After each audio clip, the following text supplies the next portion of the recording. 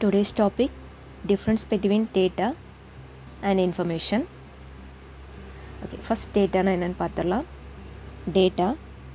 Data is defined as an unprocessed collection of raw facts suitable for communication, interpretation or processing.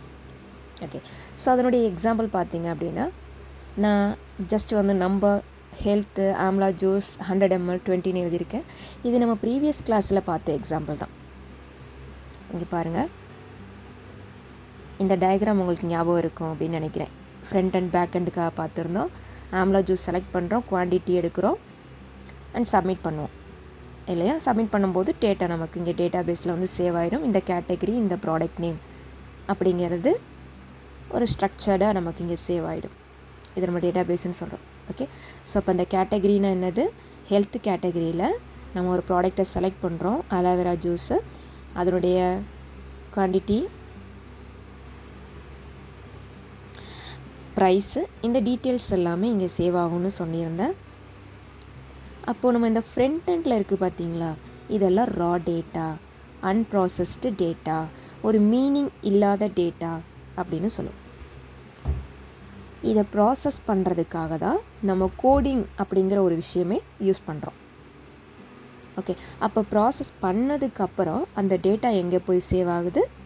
நம்மளுடைய data பேஸில் save ஆகுது.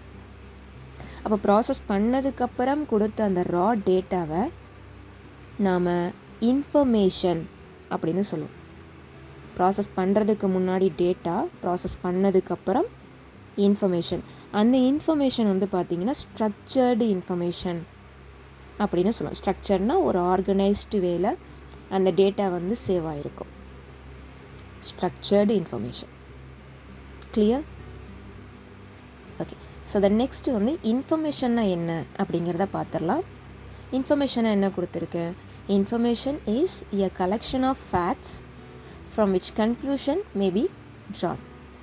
அதாவது இந்த டேட்டாவை ப்ராசஸ் பண்ணுறாங்க, ஒரு மீனிங்ஃபுல், ஒரு ஆர்டர்டு, ஸ்ட்ரக்சர்டு இன்ஃபர்மேஷன்ஸை வந்து ப்ரொவைட் பண்ணுறதுக்காக. மேலே 1 ஹெல்த் ஆம்லா ஜூஸ்னு கொடுத்துருக்கேன். இங்கே 100 ml amla juice is 20 rupees. ஒரு மீனிங்ஃபுல் கண்டென்ட்டை வந்து டெலிவர் பண்ணுறதுக்காக.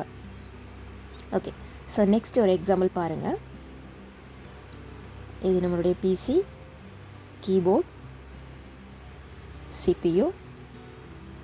ஸோ இங்கே கீபோர்டு வந்து சிபியூவில் கனெக்ட் ஆகிருக்கும், சிபியூவில் வந்து பார்த்திங்கன்னா மானிட்டரும் கனெக்ட் ஆகிருக்கும். ஸோ கீபோர்டை இன்புட் டிவைஸ்னு சொல்லுவோம், மானிட்டரை அவுட்புட் டிவைஸ் அப்படின்னு சொல்லுவோம். இப்போ சிபியூ இங்கே என்ன வேலை பார்க்குது? கொடுக்குற டேட்டாவை ப்ராசஸ் பண்ணி கொடுக்குது.